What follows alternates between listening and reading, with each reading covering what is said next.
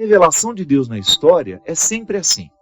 Nós já temos todas as respostas dentro de nós. Deus já está presente dentro do meu coração, Deus já está presente dentro do seu coração. Como é que eu vou descobrir a sua vontade? À medida em que eu permito que esse Deus fale comigo. Não há nenhuma novidade mais a ser dita. E a igreja diz isso. Eu vou descobrir que toda essa novidade já está dentro do nosso coração, dentro da nossa consciência, e nós vamos descobrindo à medida que nós vamos fazendo as perguntas para nós mesmos a respeito do que Deus quer de nós. Deus sempre fala com o coração humano. Deus nunca priva. Pode ser o homem mais pecador do mundo. Deus vai falar com ele se ele der condições de ouvir a voz que lhe fala. Então, Deus está sempre falando comigo, Deus está sempre falando com você. A gente poderia até ousar em dizer, Deus fala mais com o Papa Francisco ou fala mais comigo? Deus fala mais com o Papa Francisco ou fala mais com o Christian? Deus fala do mesmo tanto, com todos nós. O que vai fazer a diferença é o tanto que a gente para escutar. Deus se manifesta sempre, mas que nós temos os obstáculos da nossa inteligência, ou então da nossa pouca inteligência, de não sermos capazes de compreender o que Ele nos diz. Toda vez que você percebe que Deus lhe dá um sinal, conviva com esse sinal. Preste bem atenção para você saber se Deus está realmente dizendo o que Ele quer dizer, ou se você está forjando compreender o que você gostaria que Ele dissesse. Porque às vezes isso acontece. Eu peço a Deus que me dê a graça, vou dar um exemplo simples. Senhor, eu quero que o Senhor me dê a graça de gravar um disco em Los Angeles. Muita gente tem essa vaidade de sair do Brasil para ir a Los Angeles, para entrar nos grandes estúdios com os grandes produtores de Los Angeles. Eu nunca tive esse desejo. Pode ser que um dia eu tenha, pode ser que um dia eu tenha a oportunidade de fazer isso. Aí eu vou rezar e pedir a Deus que me ilumine para saber se aquilo é uma vontade. Mas a minha vontade é tão grande de gravar um disco lá em Los Angeles que eu vou dar um jeito de escutar que Deus está me mandando ir para lá. Então, eu não faço a leitura dos sinais de acordo com o que o sinal está dizendo. Eu faço a leitura dos sinais de acordo com o que eu gostaria de ouvir. É por isso que eu gosto muito daquela música do Gilberto Gil. Está no tom. Se eu quiser falar com Deus, tenho que ficar a sós, tenho que apagar a luz, tenho que desatar os nós dos sapatos, das gravatas, dos desejos, dos meus sonhos, tenho que perder a data, tenho que me achar, e por aí vai. Mas olha como é interessante isso.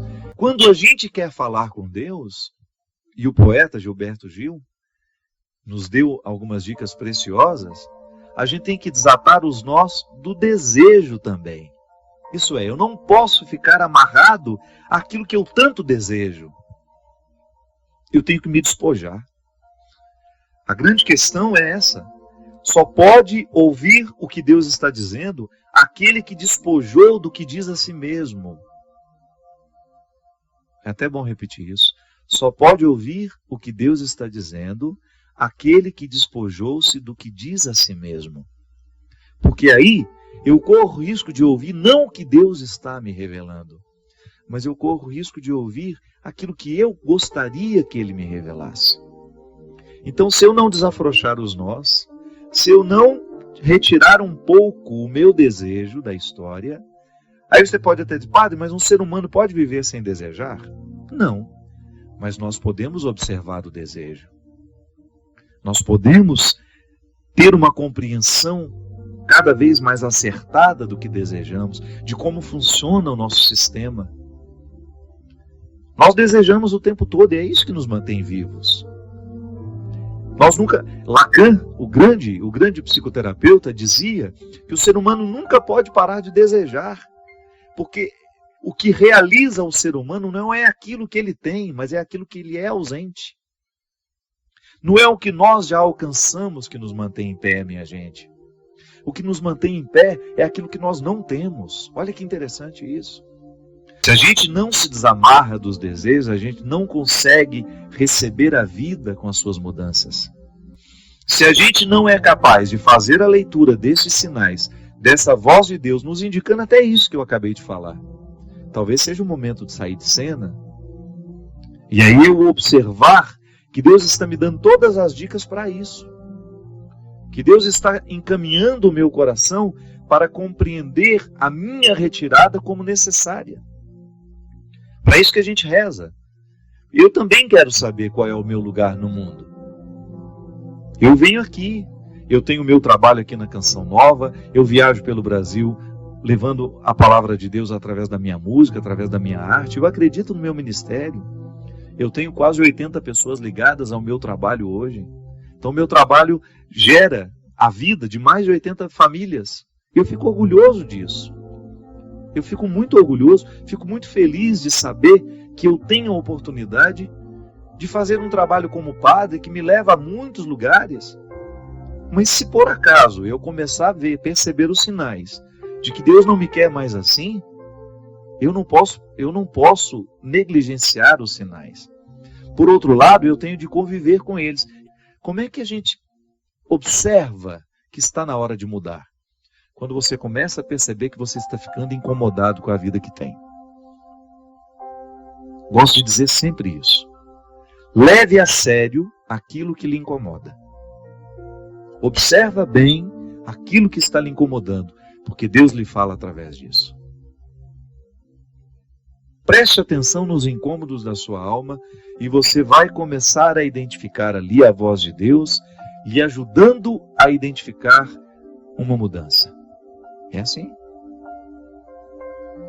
Quando nós percebemos que o coração está ficando incomodado, que você já não está inteiro naquilo que você faz, talvez Deus esteja ali te lançando uma corda para que você segure e Ele te leve a um novo tempo, a uma nova vida. Eu admiro muito, eu já vi muitas pessoas fazerem isso. Saírem no auge dos seus trabalhos e optarem por uma vida mais reclusa, optarem por uma vida mais simples, optarem por uma vida com mais cotidiano, digamos assim, né? Com mais rotina. Quem se lembra daquela menina, né? Ana Paula Arósio, né? Aquela atriz da Globo, famosíssima. De repente aquela menina, sei lá, incomodada com o contexto da vida que vivia, teve coragem de abrir mão de tudo. Uma atriz ter um contrato com a Globo, a gente sabe o que significa. Não sejamos hipócritas. Quem trabalha nesse ramo, tenho certeza que 90% dos atores do país gostariam muito de ter um contrato de exclusividade com a Rede Globo, que é a maior produtora de teledramaturgia da América Latina. Então, de repente, uma moça daquela que diz, eu não quero mais, aí se refugia para viver no sítio. A gente sabe, né? Foi viver num sítio. Quais são os motivos do coração daquela menina? Qual foi a voz que ela ouviu? Não sei. O que eu sei é que ali houve uma transformação muito corajosa, uma renúncia muito corajosa, que eu preciso fazer, você precisa fazer. Todos os dias nós precisamos prestar atenção no que incomoda o nosso coração. Porque a partir do momento que a gente sabe o que nos incomoda, é que a gente começa a entender o que Deus quer de nós. Muitas vezes, grandes transformações só virão no momento em que a gente levar a sério aquilo que está nos incomodando. Obrigado pela sua companhia, obrigado pela oportunidade de estar com vocês. Peço que Deus nos abençoe, que derrame sobre mim, sobre você, sobre a sua casa, sobre a sua família. A bênção e a proteção do céu. Ele que é Pai, Filho e Espírito Santo. Amém.